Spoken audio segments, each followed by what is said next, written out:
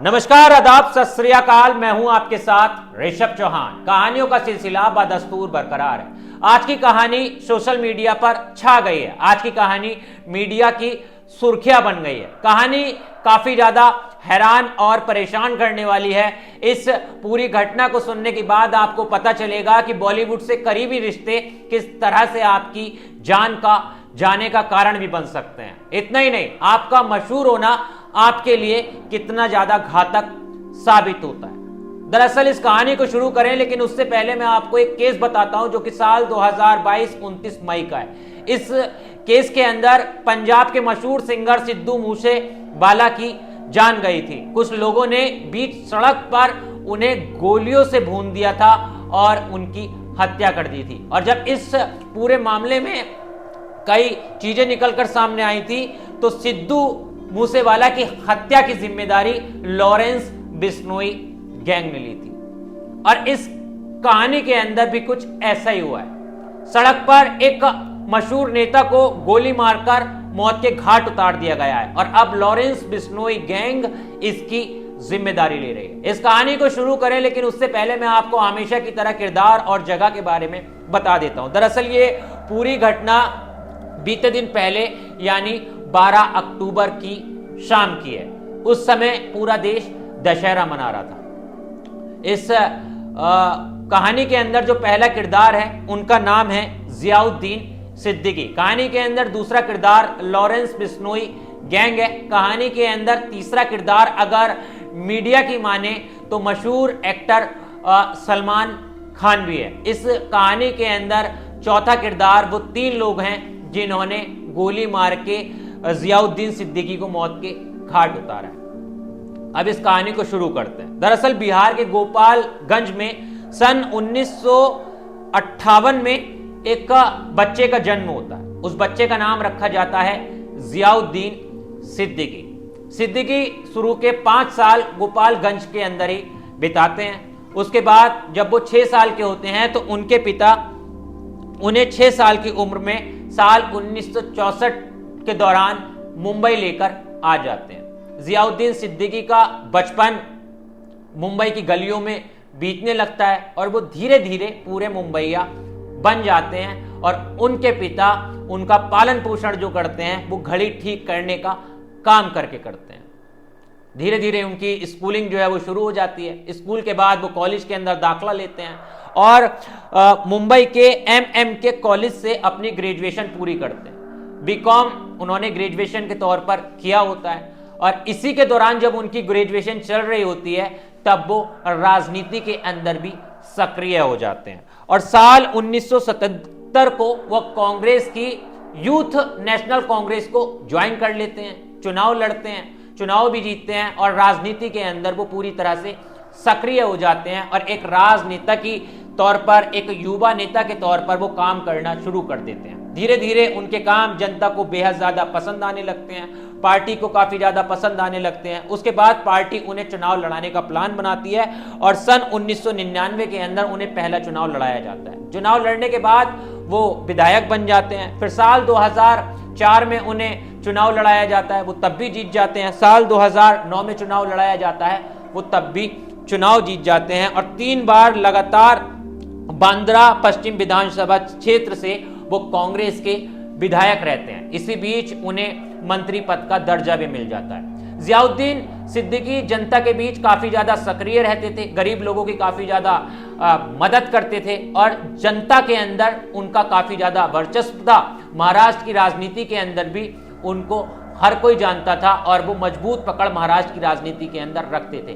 धीरे धीरे एक प्रॉपर राजनेता बन जाते हैं और राजनीति करना वो शुरू करते हैं। अपनी कठिन परिश्रम के बाद, मेहनत और लगन के दम पर जियाउद्दीन सिद्दीकी को जनता का जब प्यार मिलता है तो उन्हें जनता बाबा सिद्दीकी के नाम से भी पुकारने लगती है और उन्हें प्यार के तौर पर एक नाम दिया जाता है, बाबा सिद्दीकी।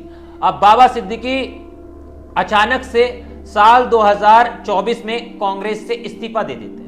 कांग्रेस से इस्तीफा देने के बाद एनसीपी ज्वाइन करते हैं और एनसीपी के नेता बन जाते हैं। लेकिन बाबा सिद्दीकी बॉलीवुड के अंदर भी जब महाराष्ट्र में रहते हैं तो उनका काफी ज्यादा वर्चस्व होता है। बॉलीवुड के कई बड़े सितारे जैसे सलमान खान, शाहरुख खान, आमिर खान, तमाम सितारों से उनका काफी ज्यादा मेलजोल रहता है। एक तरह से कहें तो वो काफी अच्छे उन सितारों के दोस्त होते हैं। इतना ही नहीं, इसी दौरान जब ये खबर आई थी कि शाहरुख खान और सलमान खान के बीच में काफी ज्यादा लड़ाई हो गई है और दोनों एक दूसरे की शक्ल तक देखना पसंद नहीं कर रहे हैं, तो अपनी इफ्तार पार्टी के अंदर सलमान खान और शाहरुख खान की सुलह कराने वाले बाबा सिद्दीकी थे, जो हर साल रमजान के महीने में अपनी इफ्तार पार्टी के लिए काफी ज्यादा सुर्खियों में रहते थे और तमाम बॉलीवुड के सितारे और राजनेता जो हैं वो इनकी इफ्तार पार्टी के अंदर देखे जाते थे। इस तरह से उनका पूरा जीवन था। लेकिन अब साल 2024 में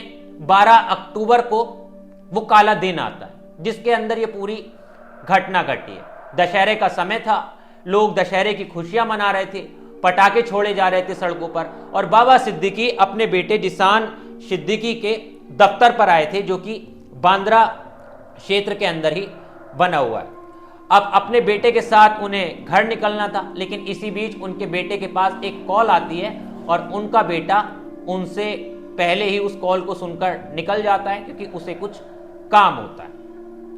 बाबा सिद्दीकी वहां के कार्यकर्ताओं से मिलते हैं, काफी कार्यकर्ता उनके साथ में उस दौरान होते हैं। अब पटाखे छूटने की बाहर आवाजें आ रही होती है। इसी दौरान एक तेजी से बम की भी आवाज आती है।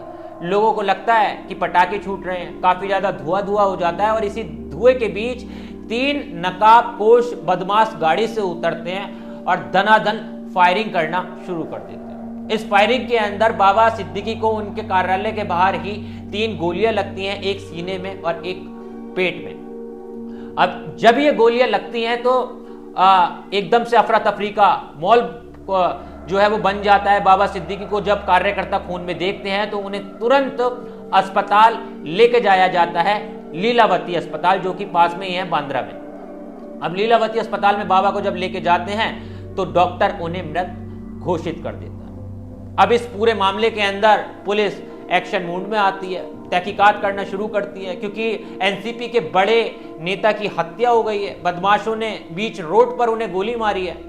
अब जब तमाम एंगलों से जांच करना शुरू करती है, लेकिन इसी बीच एक पोस्ट आता है। उस पोस्ट के अंदर जानकारी लिखी होती है कि लॉरेंस बिश्नोई गैंग ने बाबा सिद्दीकी की जान ली है, यानी पूरी हत्या की जिम्मेदारी लॉरेंस बिश्नोई गैंग जो है वो ले लेती है। इस पूरे लेटर के अंदर जो भी लिखा है मैं आपको वो भी बता देता हूं। इस पोस्ट में लिखा है, सलमान खान, हम ये जंग चाहते नहीं थे पर तुमने हमारे भाई का नुकसान करवाया।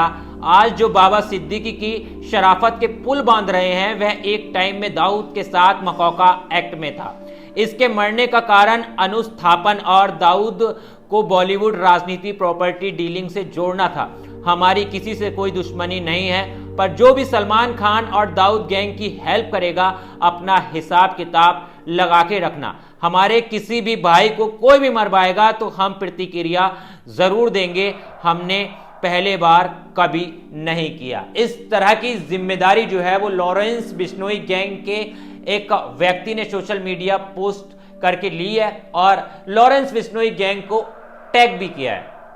लेकिन पुलिस अभी भी इस पूरे मामले के अंदर कई एंगलों से जांच कर रही है। लेकिन ये जो जिम्मेदारी ली है, इसी तरह से ठीक सिद्धू मूसेवाला केस के अंदर भी लॉरेंस बिश्नोई गैंग ने जिम्मेदारी ली थी और इसी तरह से सोशल मीडिया पर एक पोस्ट किया था। खैर, गुरमीत बलजीत हरियाणा का रहने वाला है, धर्मराज कश्यप यूपी का रहने वाला है और तीसरा जो आरोपी है ये भी यूपी का ही रहने वाला है। और जानकारी के मुताबिक अगर मैं आपको बताऊं कि मीडिया रिपोर्ट्स में जो खबरें आई हैं, इन तीनों को सुपारी दी गई थी और ये 3 लोग तकरीबन 1 महीने से बाबा सिद्दीकी की रेकी कर रहे थे और इस मौके पे थे कि कब बाबा सिद्दीकी को अकेला मौका देखते ही उन्हें गोलियों से उड़ा दिया जाए। दशहरे के दिन भी ऐसा हुआ, काफी ज्यादा जब पटाखे वगैरह जलाए जा रहे थे तो इसी का इन्होंने फायदा उठाया और बाबा सिद्दीकी की हत्या कर दी। खैर, अभी इस पूरे मामले में कई जांच होना बाकी है, कई एंगल से पुलिस अपनी तरीके से जांच भी कर रही है। पोस्ट के अंदर कितनी सच्चाई है ये भी पता लगाने की कोशिश कर रही है।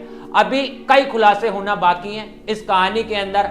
अब पता ये भी चलना बाकी है कि सच में लॉरेंस बिश्नोई ने इस पूरी हत्या को करवाया है या फिर कोई और विवाद, प्रॉपर्टी डीलिंग या फिर राजनीतिक विवाद तो नहीं है। राजनीति काफी ज्यादा महाराष्ट्र की गर्मा गई है, मगर बाबा सिद्दीकी को लेकर बॉलीवुड के अंदर भी काफी ज्यादा गम का माहौल है और पूरे महाराष्ट्र के अंदर शोक की लहर बनी हुई है। खैर, आप इस पूरे मामले पे, इस पूरी कहानी पे, इस पूरी घटना पर क्या कहना चाहेंगे? आपको क्या लगता है लॉरेंस बिश्नोई गैंग के बारे में आप क्या कहना चाहेंगे? कमेंट में जरूर बताना। और अगर आपको क्राइम की स्टोरी या कहानियां पसंद है तो मेरे साथ जुड़ना मत भूलना, क्योंकि मैं आपके लिए इसी तरह की कहानी लाता रहता हूं। मिलता हूं आपसे किसी और वीडियो में। जय हिंद।